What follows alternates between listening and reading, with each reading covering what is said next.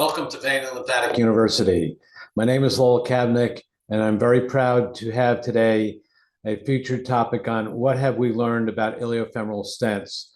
Windsor Ting will be our main speaker, and will be followed by KJ for a discussant and Peter Pappas. So Windsor, if you would share your screen, let's let it roll. Dr. Kabnick, thank you very much for inviting me to speak today. The topic of today's presentation is what have we learned about iliofemoral stents? I have had the opportunity to do many of these procedures during the last many years. I did the first stent in 2013. During these 13 years, I had probably evaluated, treated many thousands of these patients with chronic iliofemoral obstruction, mostly non-thrombotic. And so I'm going to talk about what have I learned from these cases. This is the pivotal paper by Dr. May and Dr. Thurner, where they introduced the idea of May-Thurner pathology to all of us. This is where the left common iliac vein is compressed by the crossing right common iliac artery. This publication was in 1957. This is the Venovo stent. This was the first stent with venous indication that was approved by the FDA. Prior to 2019, we were using non-label stents in the iliac space. And I have to say, Dr. Raju and others were instrumental in introducing this procedure to all of us in the venous community. Since 2019, several additional stents have been approved by the FDA in the venous space. Some of these include wall stent, the silver stent, as mentioned before, the VD Venovo stent, and the Medtronic Arbre stent. There are also two other stents that are approved. One is the Gore Vortegra stent, and I think Philip may also have has a stent that's been approved by the FDA.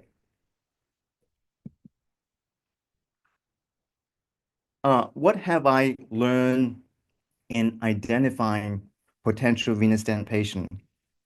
Without question, if you want to have a good outcome, you have to select the right patient.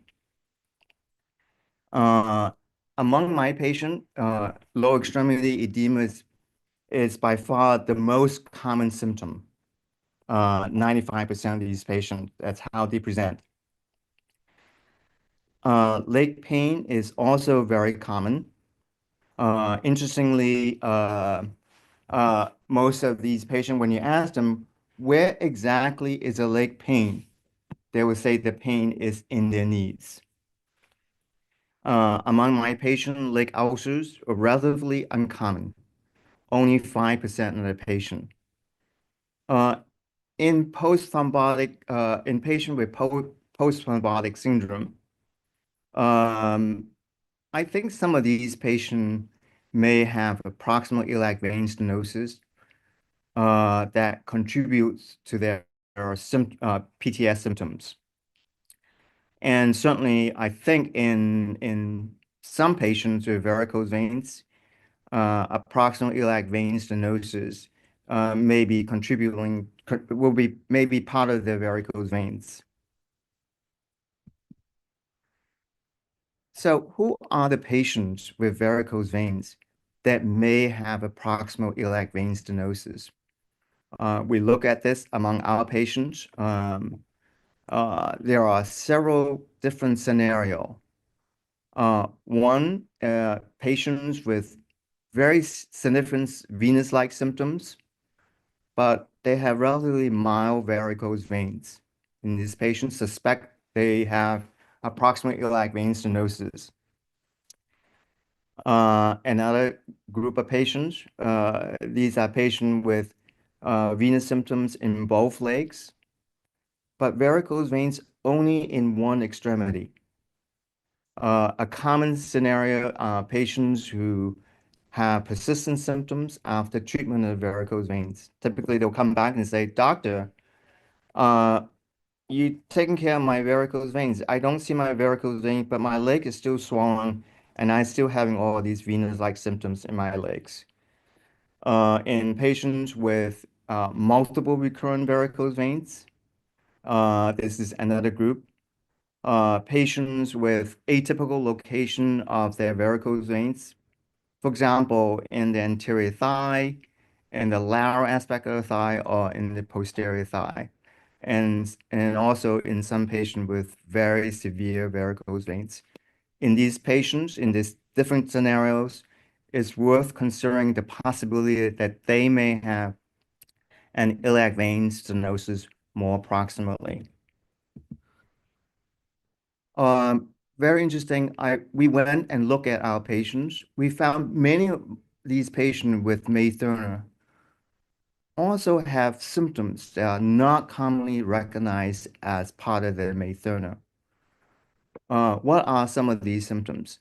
70% of my patients, they have a history of chronic low back pain, 40% with headaches, 30% with dizziness. TOS symptoms we see in about 30 of patients whom we have stented.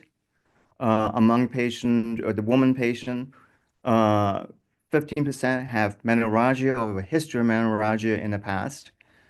Also very interesting, although in a small number of patients, we see abdominal pain, diarrhea, constipation. And a very small number of patients, we see history of POTS and syncope.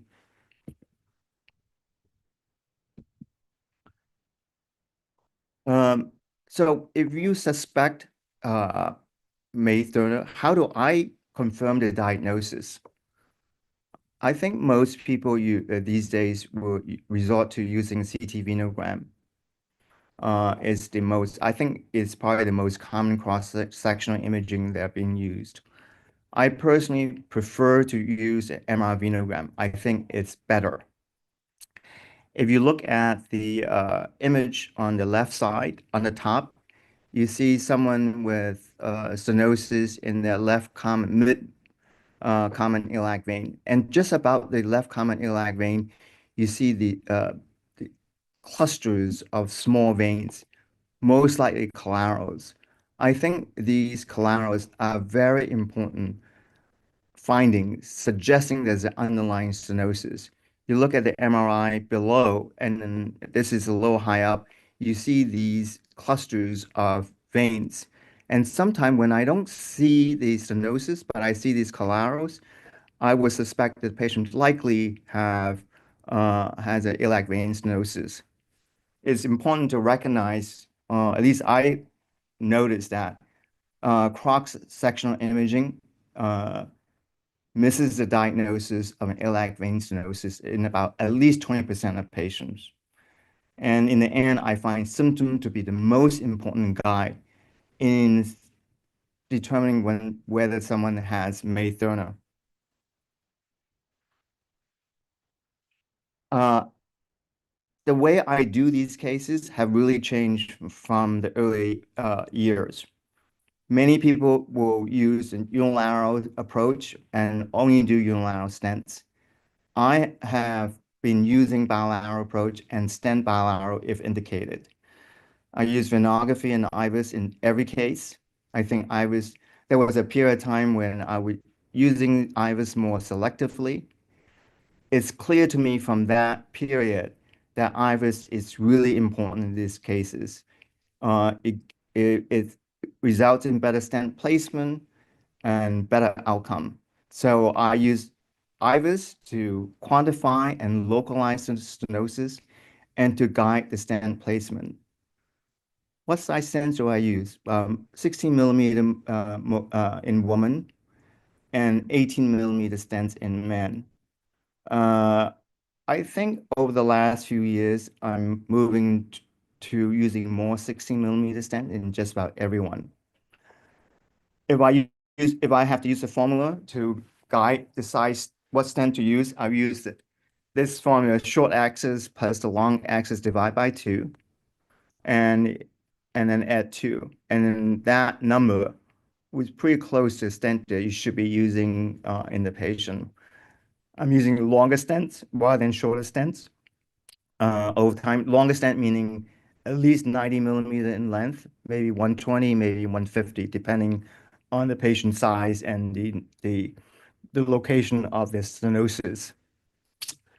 I think when you use a longer stents, you allow for both the proximal compression and the smaller external iliac vein to anchor the stent. I think it makes for a more secure placement of the stent and prevent embolization of the stent. I do, excuse me, I do a completion venogram and IVUS in every patient. It's very important because in some patients, the proximal stenosis may camouflage more distal, another concurrent stenosis more distally. It's almost like you think of it like a reservoir. The dam and the water will fill up behind the reservoir, behind the dam, and there may be underlying stenosis. When you relieve the stenosis, there may be another stenosis more distally, usually in the external iliac vein. That may be reviewed. So the left common iliac vein stenosis is most common. We see it in 90% of the patient. Most of this stenosis is at the orifice of the common iliac vein or very close to it. We look at this, and 50% have a contralateral stenosis. I think proper placement of the left common iliac stent is the most important to a good outcome. What about post-op management? I think for the NIVL patients, I don't think anticoagulation or antiplatelet agents are all that important. Having said that, I use DOAC for 30 days, followed by long-term aspirin.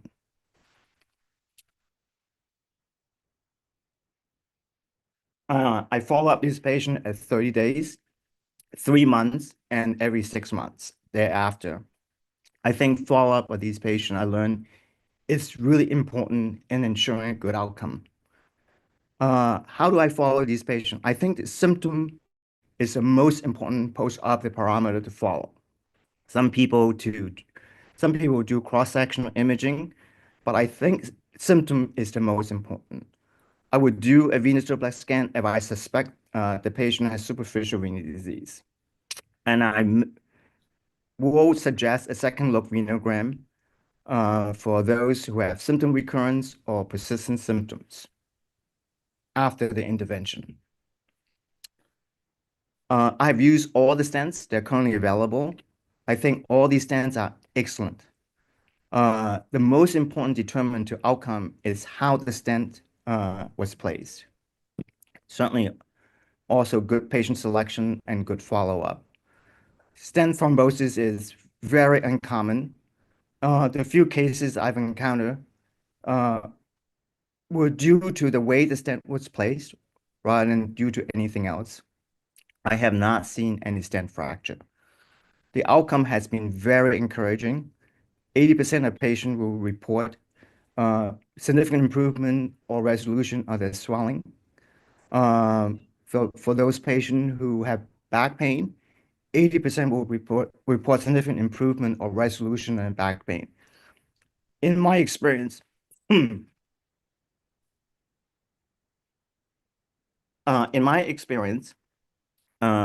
of the patient will undergo one or more second lobe venogram within a 10-year period. And I think it's reasonable to expect that you have 10-year assisted stent patency and good symptomatic relief after stent placement. Thank you. Thank you, Windsor. That was very informative, and I'm sure there are lots of questions. I'm going to turn it over to Peter Pappas for his comments and/or questions. Peter, thank you for coming. Thank you for inviting me, Lowell. So I agree with many things that Windsor said, and I disagree with some other things. So let's start with what is the best diagnostic preoperative imaging. I personally don't use CT venography or MR venography. MR venography overestimates the degree of stenosis, and a CT venogram gives you radiation that in the majority of time, in my opinion, is unnecessary.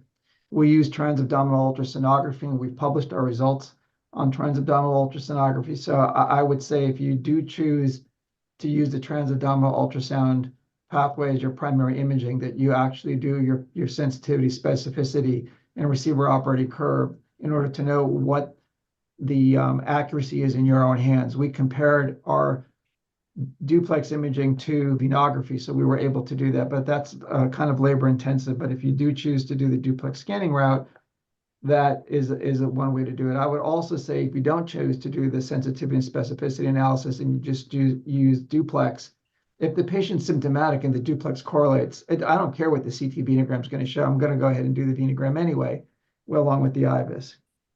Windsor mentioned bilateral stenting.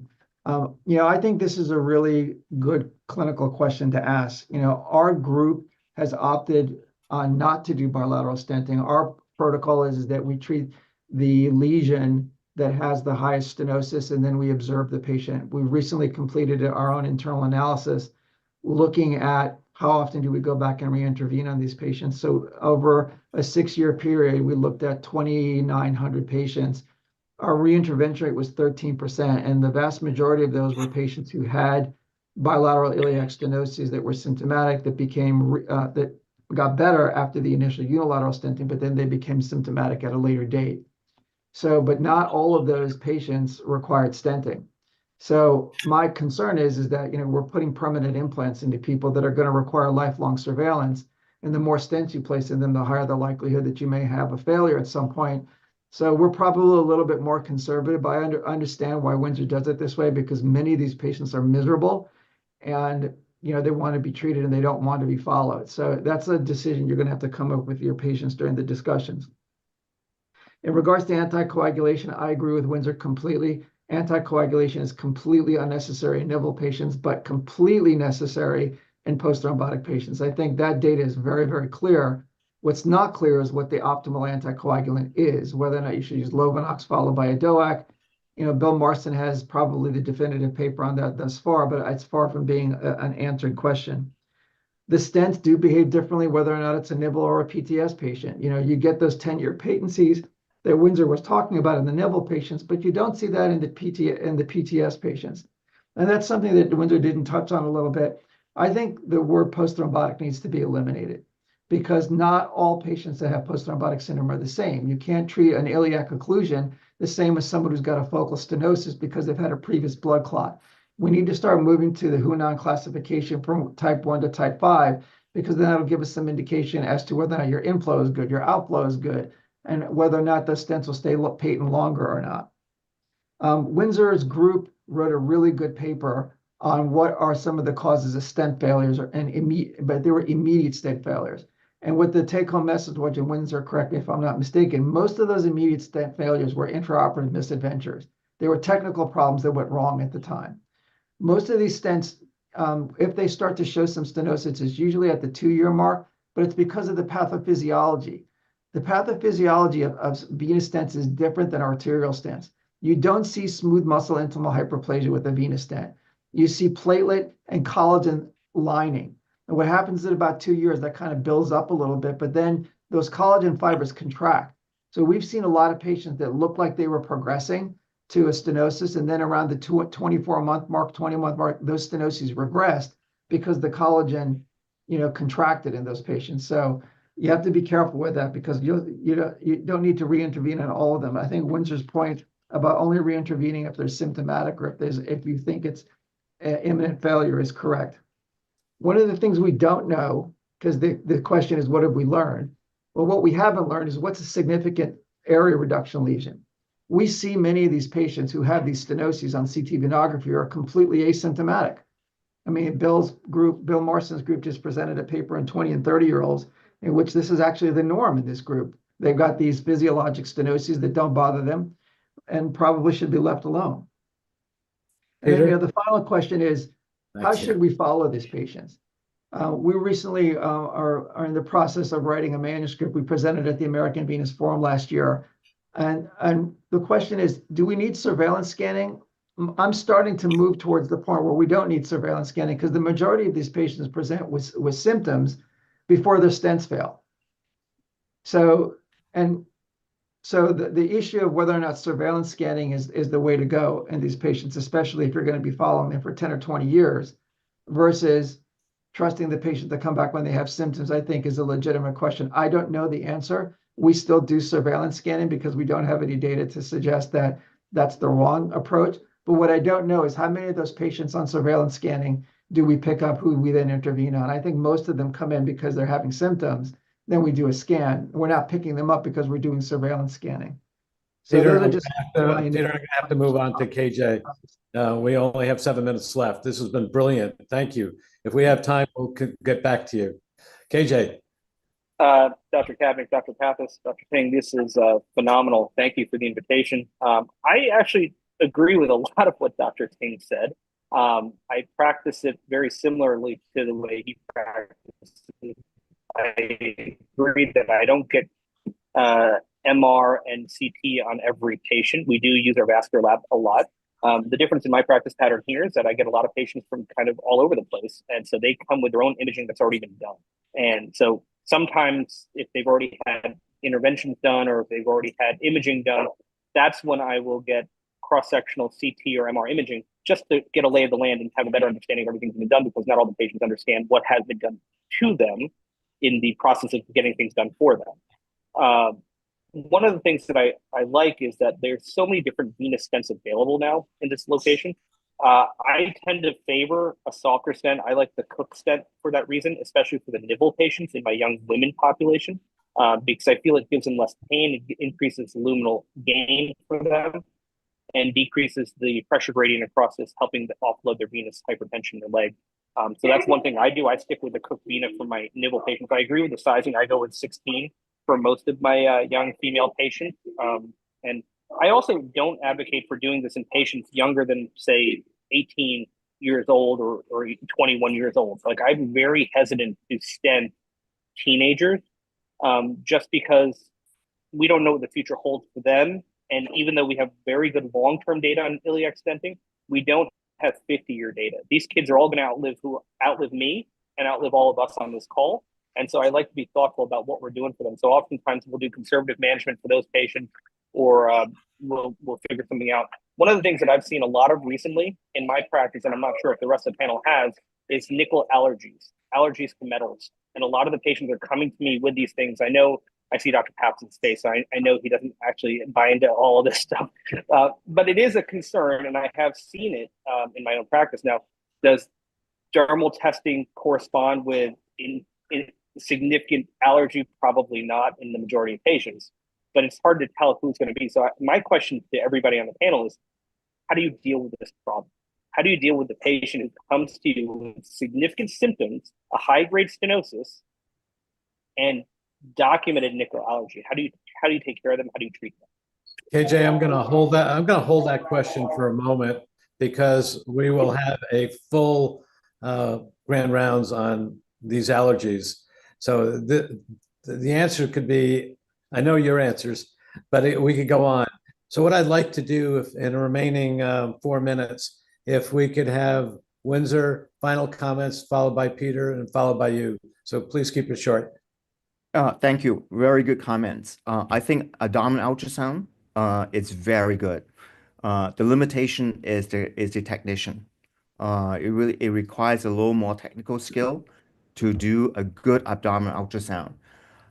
There's a question about post-thrombotic syndrome, PTS. Yes, these patients don't do as well, but it depends on where the DVT was. So if the DVT was in the iliac vein, no question, these are very different patients. If the DVT was in a common femoral vein or in a femoral vein, these patients behave very much like NIVL patients. If they have proximal stenosis, you stent them, they do very well. Stent failure. I think there are several different types of stent failure. One that happens early. The early meaning, I think within the first year or two, those stents failure are almost always due to the way the stent was initially placed. You see more DVT, more severe DVT in those patients. Those are clots that you see that's closing the stent. And then you have a second group of stent failure. These are patients that you see later on, years after the initial procedure. And there you see these clots are much more fibrotic, very difficult to address. And I think they have different causes and different treatment for these patients. Thank you, Windsor. I'm going to move on to Peter. I have a million questions, but I'm going to not ask them right now. Peter, please go ahead. Yeah, the only thing I'm going to add is that I'm hopeful with a lot of these stents because we have newer devices that can reopen the stents. So that's what I'm looking forward for in the future is ways in which to salvage these stents. KJ, thank you, Peter.